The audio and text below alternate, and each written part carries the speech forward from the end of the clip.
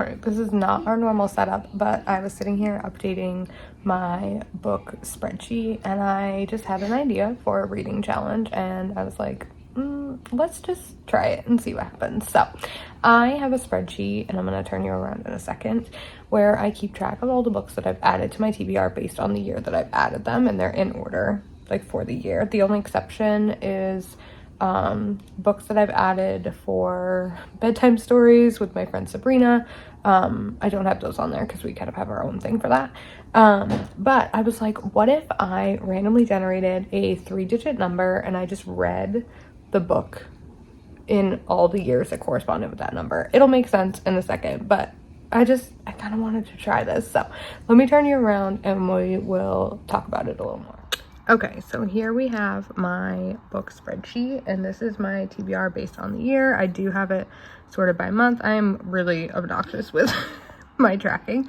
But basically for each year, I have the total number that was added for each year and the years at the top. I started reading as an adult in 2021, and I do have 2024 over here. So my idea is right now 2021 has the highest total books, which is 770, and the reason I have it as red 0 is this is a new spreadsheet that I don't plan to start using until 2025, but I kind of just wanted to try it out because I have it set up.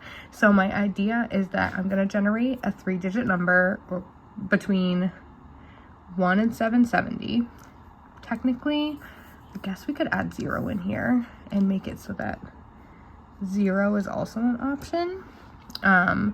And so I'm going to generate a number between 0 and 7 for the first digit, and then 0 through 9 for the other two.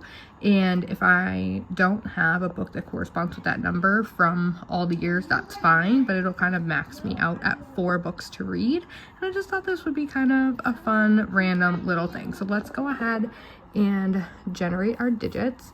So I'm going to do it 3 times to just like prime the generator or whatever. So we'll go 1, 2, and 3. So we're going to do number 6, and then we'll change this to 9. 1, 2, 3. So we're doing number 6, 1, and then 1, 2, 3. So 610. So now I'm going to go to my book tracker, and I'm going to go down to, sorry, I hit my hot corner. We're going to go down to 610, and I'm going to just scroll way down, and here we are. So there's 610 there. So I'm going to read Innocence Lost by Margot Scott. I don't have a book for 2022. I didn't actually have 600 books in 2022 or 2023 apparently, but I do for 2024, and that is going to be His Favorite Mistake by Taryn Quinn. So for this little challenge, I'm only going to have 2 books for this first round because I don't have 600 books from 2022 or 2023, but I'm going to give this a whirl. I just think it's going to be kind of just a fun, random way to pick some books, and I'll let you guys know what I think, and let me know if you kind of like this challenge. I think it's going to be really fun. Okay, so I looked up His Favorite Mistake, which was the 2024 book that was added, and it's like book 6 in the series, so I'm not going to be reading that one, and I'm trying to figure out a way that I could like gray it out so that I don't pick it again, because they'll shift where they are in the digits as I'll like remove things from the spreadsheet, because I removed them once I've read them. But I can't read this one because it's like book 6. But the reason it's on my TBR is because I must have gotten it from like a Kindle free deal or something like that, because that's why it's on there. It's on my Kindle. So let me go check His Favorite Mistake. Is that the other one? No, this one's His Favorite Mistake. Innocence Lost. And see if I can read that one. Okay, so I did find Innocence Lost, and it's actually a collection of short stories, which I did not realize. It's only 115 pages. but it says it's 10 steamy stories. So I'm definitely intrigued by this one, and it's not part of a series that I can tell. So this one will definitely be getting read. It is already on my Kindle. It looks like it's not available in KU, but like I said, I must have gotten it from a Kindle deal or something because it's already on my Kindle. So I'm gonna give this one a try and see. Hello.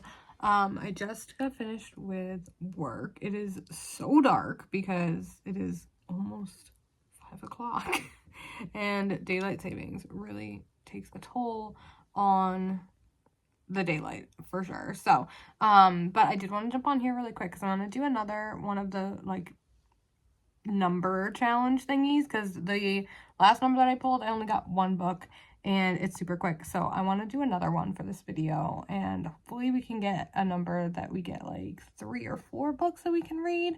So let's flip you around and we will generate the next number. Okay, so I've got my number generator set up based on the hundreds place for the books that I have, and I'm gonna do the third one that I generate. So 1, 2, 3, so we got 600, and then I'm gonna change this to 0 to 9, and 1, 2, 3, 670, and then 1, 2, 3, 671. Let's go to the spreadsheet. Woo. Okay, we're gonna have to scroll way down, and I'm looking for row 671 on the side here. Sorry if you're getting motion sick. 671, here we are. So we've got Roman by Lane Hart, which is 2021. Again, I don't have a 2022 or 2023 book for this one. And the other one is The Marriage Hex by Sarah Blue. All right, the first one from 2021 is Roman by Lane Hart and D.B. West. And this is book 1 in the Savage Kings MC South Carolina series. And I do love that it says, while there's an HEA for the couple, the MC's quest for vengeance will continue through the next 2 books in the series. I absolutely love that about MC books. And this is a 12-book MC series. I do have this one already on my Kindle, but the series is on KU. So this one is getting added to the challenge. And the 2024 book for number 671 is The Marriage Hex by Sarah Blue. This one I just added in October because it's straight up witchy vibes. It looks so cute. I'm very excited for this one, and it is part of a series, but the second book isn't out yet, so not too much of a commitment, which I appreciate.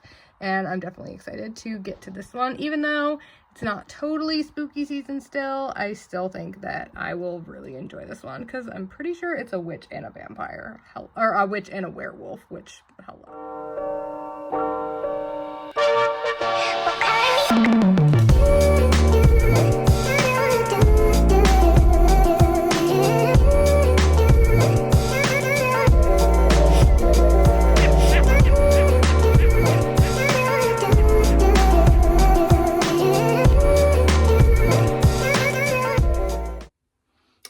Hello, welcome back. I do apologize. There was not much for like vlog b-roll while I was reading the 3 books for this challenge. Part of the reason for that is because I was filming this during the holidays. It is now January, so life is back to normal-ish, I guess. But I do apologize.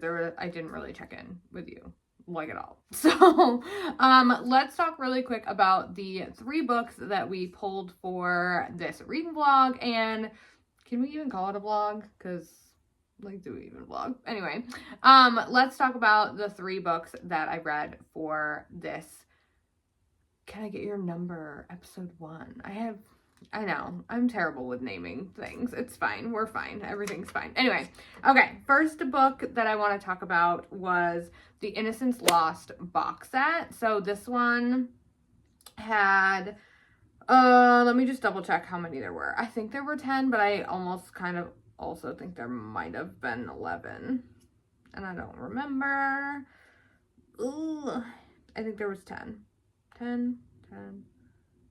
Yeah, there was 10 short stories in this one box set. And I read all 10 of them. I didn't feel like I needed to read all 10 of them because they were very copy paste in the sense that they were all very repetitive. So in this box set, I'm not even going to talk about like each individual story because they're like literally pretty much all the same. But in this box set, each story follows a virgin heroine and some kind of older man that is in a taboo relation to her. So either it's like her stepdad, her mom's boyfriend, her fiance's dad, like her like guardian thing, like basically any kind of daddy she could have and they're all different characters and like scenarios. Sorry, I have them on my sticky notes so I don't forget. But they're like all these different scenarios, but they're all like the same idea. She's a virgin.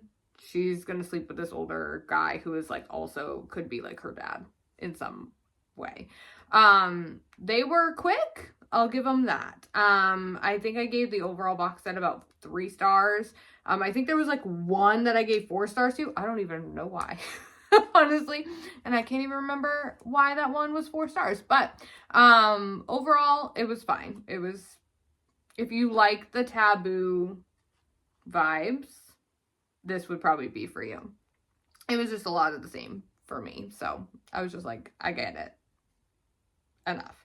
The next book that I read was Roman, and y'all hear me talk about this like every stinking video. I'm looking for those MC romances, and I apologize because I keep saying that I've been looking for those MC romances. I have not read the Gianna Darling Fallen Men series yet, and I need to, so we'll just preface it with that. But if you have any other good Motorcycle Club romance recommendations, please let me know. But I read Roman, and this one started out really good. We're following our female main character, her husband. Were they married? I'm pretty sure they were married. Anyway, her husband passed away. He was in the military, and I'm pretty sure he didn't die in combat. But he did die like overseas. And we start off and we actually meet his like best friend. I need to stick the sticky note somewhere so you don't see me like flapping it all over the place. We meet him with like his best friend in the military, and they're basically talking about how he like got this other woman pregnant like while he's been with this girl. Anyway, and so fast forward, she like goes to this cabin. It's not even a cabin, it's like a beach house, I guess, to celebrate her friend who's getting married or is having a birthday. Anyway, they're celebrating something. Well, her husband's friend from the military actually owns this rental property, and so like they meet. She actually thinks he's a stripper, and he's not. And some things like unfold. There's a little bit of a suspense subplot in here, which I always like in Motorcycle Club romances. I also should finish the Devney Perry one that I started but that doesn't have enough Motorcycle Club. Anyway. There is a romantic or a suspense subplot in here. It started off really strong, but then it got a little insta-lovey for me, and so I did end up giving it 3 stars. I think I probably will continue in the series. But yeah, it was fine. But the last book that I read for this challenge was The Marriage Hex, and I was worried about reading this in literally January because I was like, it's gonna give October vibes and I'm not gonna love it. Y'all, I loved this book. I ate it the frick up. It was so good. So you're following our 2 main characters, and the story starts with like the prologue, and they are in some kind of like, I guess, orphanage. I don't think we have like orphanages anymore, but they're in like that, or like not a halfway house. I think that's prison. Anyway, they're they're displaced children. They're like teenagers, and it is her birthday, and they make this pact that if they are not married by the time they turn 30, I think it was, that they will marry each other. And when they make this pact, she blows out the candle and she basically passes out. And when she wakes up, her like long lost grandmother is there to like take her away, and we find out that she is actually a witch. I mean, it's not a spoiler, like the description literally talks about it. She is a witch, and so she was being hidden at this like orphanage. Her birthday spurred her magic to life, and so now her grandmother's like there to help train her and take her in or whatever. Fast forward, right, to when she is 29, almost 30, and she is working with her grandmother. Her grandmother is like the leader of like the witches in this area, and they are trying to get all of the like factions to cooperate. So there's witches and vampires and shifters, and werewolves. So there's like shifters, and then there's also werewolves, and I think the main difference is that a shifter can shift whenever they want, but a werewolf can only shift on the full moon, pretty sure. I don't read enough paranormal to totally know the ins and outs, but that's my vibe. So they go to this like meeting with all of the like heads of the different factions, and the head of the shifters is the boy that she made the pact with back when she was 16, and you're just like, how convenient. And it unfolds from there. I wouldn't say it's a fake dating, but it is definitely some type of marriage of convenience, I would say, for sure, because spoiler alert, they get married. But then it's like them, like they're on opposite ends of the factions, and so they feel like they like can't be together, but like they really want to be together. One of my favorite parts of this book, and I've never seen this done before, but again, I don't read a ton of paranormal, but I've never heard of anybody talk about a book that does this, but his wolf form has its own POV.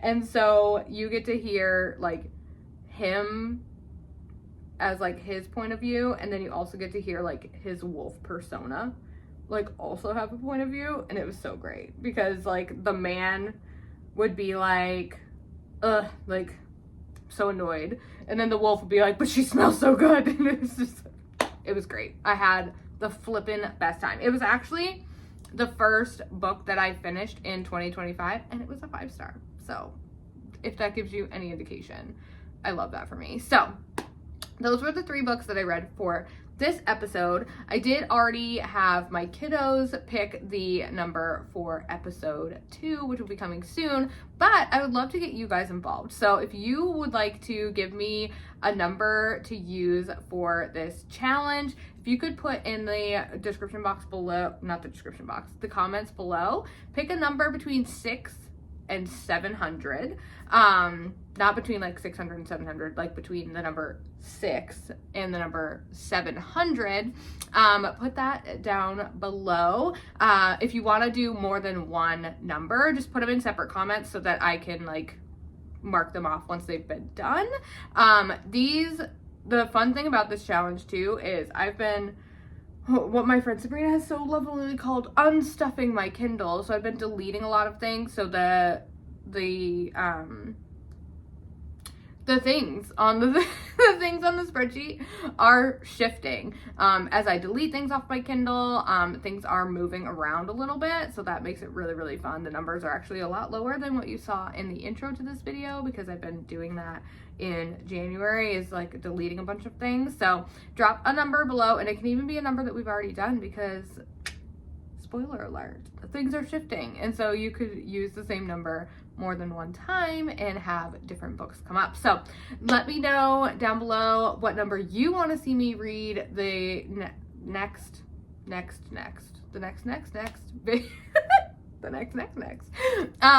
but I will talk to you guys super soon. Have a good one. Bye.